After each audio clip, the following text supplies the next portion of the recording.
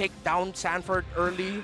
Knowing Aurora, watching all those documentaries, the infinite. Here we go. There's the infinite times. Oh wait, yeah, there you go. The infinite times we've heard Master Debate say, "Play your game. You know your game. Play your game." They were not going to change. They were not going to. This is pretty. This is pretty RORA. You know. Them. Yeah, that's them. Even if it is difficult for Dom and Kite, yeah. and we wanted to see a switch up from DK and Light, this is them. Yeah. It's comforts. My brain is telling me I'm leaning towards Liquid here. The presence of the glue in this epic rivalry. So the risk they win a very crazy game number 1, game number 2, their opposing team just goes for a fast snowball win. That is still very active. Which is why I'm leaning a little bit more towards Aurora here. Despite Liquid setting the tempo, they just pretty where they can here.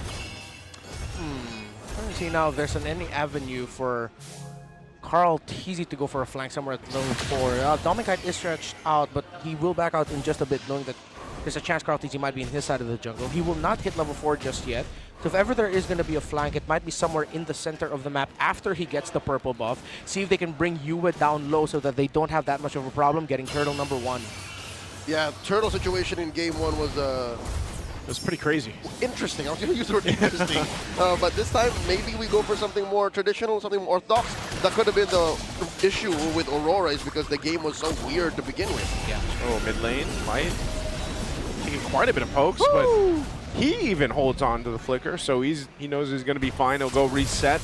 Turtle's going to be up here in a couple seconds. Both junglers have that level 4 available. A little bit of a lead for Carl Teasy as he took the camp up top earlier on in RORA's jungle. Almost a full bar. Yeah, and this gives him a bit of space to work with, but you still got to respect the Baksha in this first turtle. So he's going to go for a kill?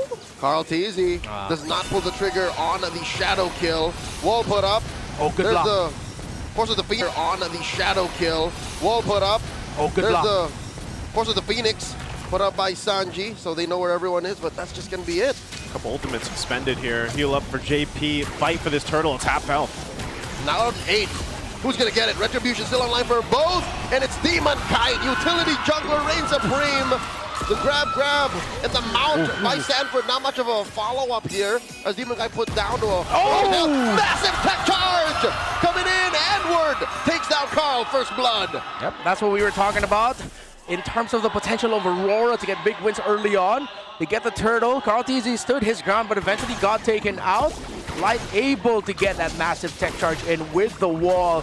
This is going to be tough going here for Liquid now, as Aurora can continue this aggression. They're handling the trade in the center really well. A majority of the game so far has been RORA getting mid-priority, and that forces Team Liquid Philippines to get creative. Right now, too, fighting in this side of the jungle. DK committing! Grand Theft Orange, but no, Carl secures! They take down JP though. And now Demon Kite hiding in the brush. Daiki unable to get the kill, and Daiki falls. Demon Kite claims him. And Demon Kite gets taken down by the turret. A little too close there. Okay, little pressure here on this side of the purple buff of Carl Teasy. Doesn't have retribution, but they are going to go ahead and force Edward out of here. So buff secured. Oh, they're going to bring him back. Okay, good use of the flicker there to not get brought back to Carl Teasy. Meanwhile, up top, I have to say, man, Light has been on point ever since he hit level 4, and he's been able to make plays on this Grok here, which technically he eventually was able to do in the last game, but this is much better start for him. Joseph, this is why he held on to the flicker after the sequence in mid. He said, I'm going to need this post-turtle. I'm going to hold on. Yeah, and again, we're seeing here the comfort for Aurora. Across the board, they got picks that they have excelled with, won world championships with, wrecked streaks with, and so good. That was a Skypiercer pickup by Yue. Very different timing. A 4-minute Skypiercer compared to what? The 14, 15-minute Skypiercer earlier? You know what that means. The game's going better. Yeah, that's them saying, oh, we know we got this. We're going to game 3. They catch Sanji, forcing the Fury out of him, but Dominic will claim him. Again, as predicted, this will be a Dominic-centric game. Rivers put him where he needed to be. Yeah, and so far, RORA looking like they could end this before 15 minutes as well. Daiki getting protected by the other members of Liquid. Carl forced to use a shadow kill, and he gets taken down here. Dominic finds him. JP a little too far to protect the GOAT, and now Demon Kite jumps onto the Khalid, and he flickers on out of there. This is what I'm talking about with this lineup, man. Expanding rivers for this lineup from RORA is like having a flying cloud everywhere. Yeah. I mean, we set it up, we got the predictive as a table, and now Liquid are just trying to grasp at straws at this point. Patrick, you can't hold out, cannot stop 4 members of Aurora from taking away that orange. Okay. Turret goes down. 3,000 gold lead right now for RORA. Under the 6-minute mark, setting themselves up and for a very good position to take the next objective here. Already 2 turtles in their side, so they're going for the 3 for 3. And if we look at for TLPH on how they can go ahead and adjust themselves, they find themselves in almost a similar position that RORA was in the previous game, right? You're waiting for Daiki to go ahead and come online on this Claude, and you're dealing with them forcing these fights. Oh my lord, another flicker tech charge! Called easy, can't even react. He's snuffed out. I'm telling you, man. It's perfect.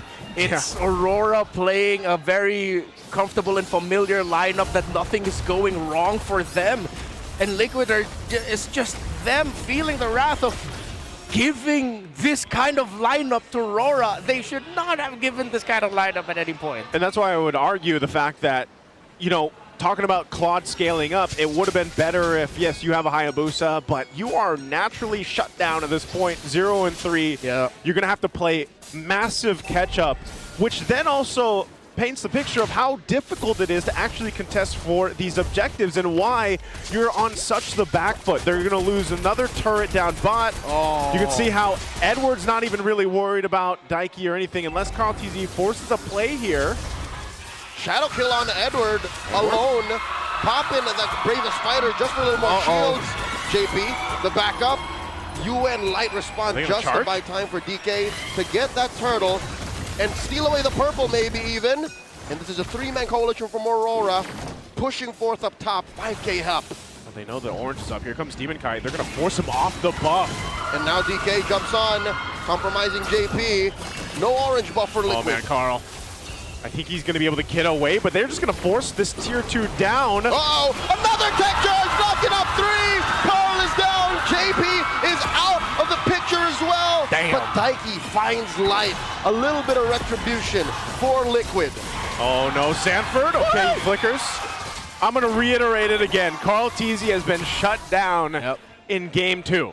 Yeah, that's what we were saying earlier. When you're a Hayabusa going up against this kind of lineup, you have to find this miraculous level 2 to 4 pickoff somehow in the center. But with RORA knowing what they're playing with, they have the backshot and then the juice in. They know that they can take risks and not get to the point where it'll be easy for Carl TZ to sweep up, get a kill, and then build through that. And all the times where Liquid tried to find an opening for Carl through a flank, it's just been answered immediately by RORA to the point where even if they find it now, they're not going to get a kill. And if ever, it's a bad trade. This is Edward and Light drawing a line between Liquid and the door out. Another tech charge. Called easy falls. Hewitt gets a stack on him. And now underneath the Zaman Force, Sanford has his hands on everything. It's over. It's so tough, man. Even under a turret. Even under a turret, that's what I'm saying. Carl TZ has nowhere to go. I mean, think about it. That was just about everything you could do. Quad shadows, he even popped the shadow kill. But you're forced in this position, and now they're looking to take down the Holy Shield, Holy Defense now on this bottom turret of TLPH's base. Shadow kill once more. Edward, a sliver of help. A little sense of desperation there. He wanted it. If he could have gotten at least something on the board, then that is a small step, a super small step in a long journey for TLPH right now, as this Lord is going to go ahead and be quickly secured now for RORA to go ahead and get ready to march towards the base of TLPH. They need to somehow drag this game out long enough that maybe after 5 more times of that, then they'll finally get a big win. Yeah. But with how it's looking right now, again, Aurora knew their conditions all throughout this game. They ticked it. They stopped Team Liquid Philippines from getting their conditions in the early, leading to this point. It's going to be a miracle if Liquid somehow extends this long enough to get that 5th big play to get that turnaround. I think Light is 2 for 2 on big ticket tech charges. I think even more. Oh no, Carl TZ, a sneaky play an orange buff steal is not gonna go unpunished. He gets caught by another tech charge. Well, I'll be damned. A desperation move quelled by UN Light. Oh man, just when you thought, okay, he at least got something, like a little bit of XP, a little bit of gold and a buff, it gets stopped in its tracks. Boy, that's Bow Wow. That's not allowed. That's not for you. That is Demon Kite's buff. This is a completely different game than what we saw in game 1. Yeah. I mean, it's funny how we were able to even call it as a protective point, where it might happen in game number 2 when Liquid just get stomped after a really close and tight game number 1. Again, it happens so much to them that at this point, they gotta see why. Flying on the turret. Big push here by Aurora. Liquid holding on. Turret gonna get taken down here. US scores. The Zaman Force putting Sanford in danger. He's doing his best to keep Dominic away from all of the powerfuls. Edward finds him. Thank you with the blazing duet, just to clear the way. JP is down. Bravest fighter by Edward, wailing away. Another Zaman Force holding onto the cart. I think RORA have to slow it down. 10K up. They need another wave. Oh, they can't end it here, but they do have a wave coming in on top. 40! Fury of the Phoenix. Big stopping Fury. Aurora. Down goes Light. Can Daiki capitalize? 4 against 2. Liquid's last stand. Down goes Demon Kite. RORA have to slow it down even more. Liquid still breathing. Still a massive gold lead here, though, for Aurora. If Daiki gets this is going to be big if he gets it. Oh no, the Doctor gets hard, and now the Doctor is out. Holy moly! Okay, Edward finally goes down, but man, what a quick switch that was. Now JP on the hunt. This could be a very small window for TLPH to grab what they need to. But nonetheless, Aurora was in control there. They just couldn't quite end the game because of the way the waves were coming in up top on that top side of the base. Yeah, okay. So earlier I said 5. Let's say that was 2. Yeah. That counts as 2. That's 2. All right, so 3 more. 3 more. Clock sticking here. But that was a huge heat check by Dominic. I was like, all right, welcome to the MPL. Let me show you who I am. Bang! With his signature Harris just blasting Daiki. Daiki was around like half health. I was going to say, he got blasted. Yeah, Man. it was a dash, it was a basic attack, and then he's gone. That was the force, by the way. It was the force. Actually, no, he didn't even drop. Well, technically, he didn't drop the Zaman force. He did it, but, he did it. He just Single dashed. vision, I think. That was all he did, man. Single vision straight to the face. Right now, Lord is up. Still complete control for Aurora, though. With this kind of lead, you're not really going to be in a position to do much except fight in your base if you're TLPH with this one. So with that being said, they've still got the 2 base turrets up. They've allowed themselves to go ahead and get a little bit of extra farm, but a main thing I'm wondering is if they're still capable of dealing with all that RORA can throw at them. And that's not just Light. Light's been on point. I mean, look at him. 14 assists for this game. He's been every whoa. Okay, as I say it, he misses that tech charge. Little jump scare in March. Yeah. Keep him on their toes, basically.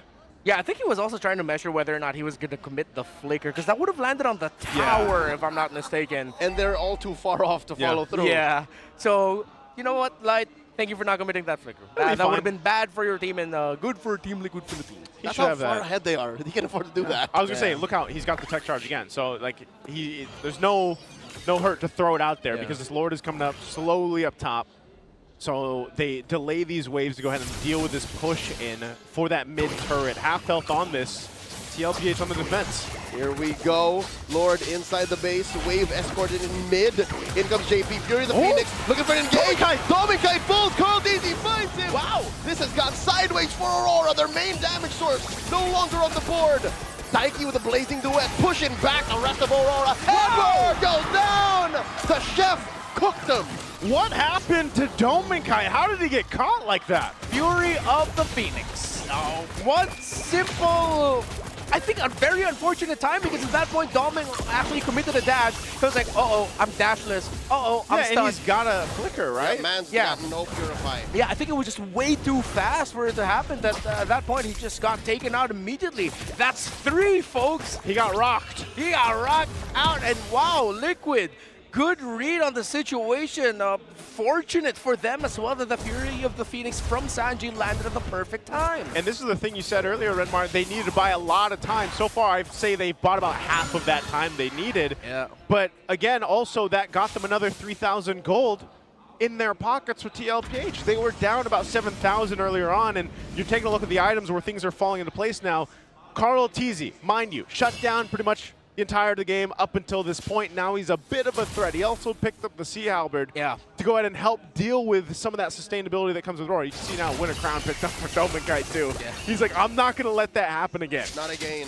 At this point, that's a support Hayabusa. Your job, bring them down low. Daiki, finish them off. No, I think Carl TZ's job is really just to finish off Domenkite. Yeah. Or Sea he can also Halberd finish, is for the shields that the Harriet gets when he dashes. Yeah, and of course, all of the region as well. Spell Vamp on the side of Aurora. Sea Halberd will help with decreasing that. And I think at this point, with UN with 0, does he have around 40 or 50 stacks on the Sky Piercer? He should have, I think, 3 or 4. 4. Because so he got his Sky Piercer after he had one kill, I think. After killer 2. Okay. They had a really good opening. Yeah. Which is, again, the great opening that they had. TLPH has responded pretty well, holding on, because again, this was a game that almost ended. It's just they had a great defense to be able to stay in this game, buy themselves this much time, and kind of catch up here on the disparity between the amount of damage they could dish out, but also take.